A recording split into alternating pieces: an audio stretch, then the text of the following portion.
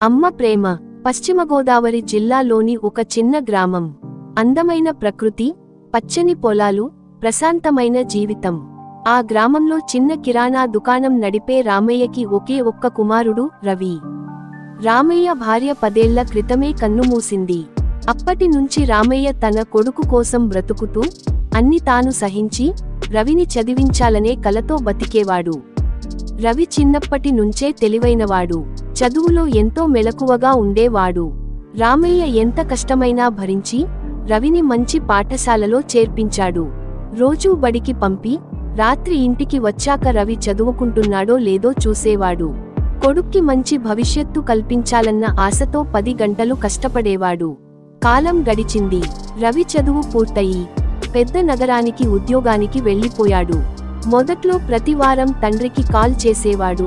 కానీ అర్ధ సంవత్సరం గడిచేసరికి రవి కాల్స్ తగ్గాయి. రామయ్య మాత్రం ప్రతిరోజూ కొడుకు నుంచి ఫోన్ కోసం ఎదురు చూస్తూ ఉండేవాడు.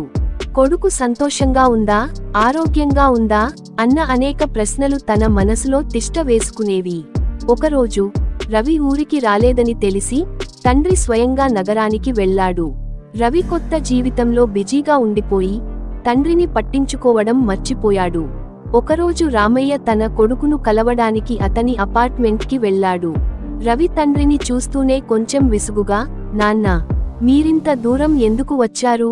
ముందు చెప్పకుండా ఎందుకు వచ్చారు అన్నాడు.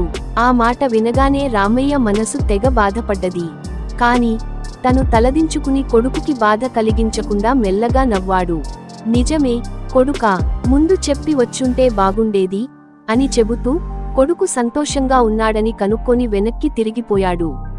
కొన్ని నెలలు గడిచాక రవి ఊహించని వార్త విన్నాడు. రామయ్య గుండెపోటుతో కన్నుమూశాడు. కోపంతో లెక్కించలేని మాటలు చెప్పిన తండ్రిని చివరి చూపుకు కూడా ప్రాపర్లీ చూడలేకపోయిన బాధ రవిని వెంటాడింది. తండ్రి ప్రేమను ఆలస్యంగా అర్థం చేసుకున్నాడు. ఈ కథ చివరగా మనకు ఒక విషయాన్ని నేర్పుతుంది.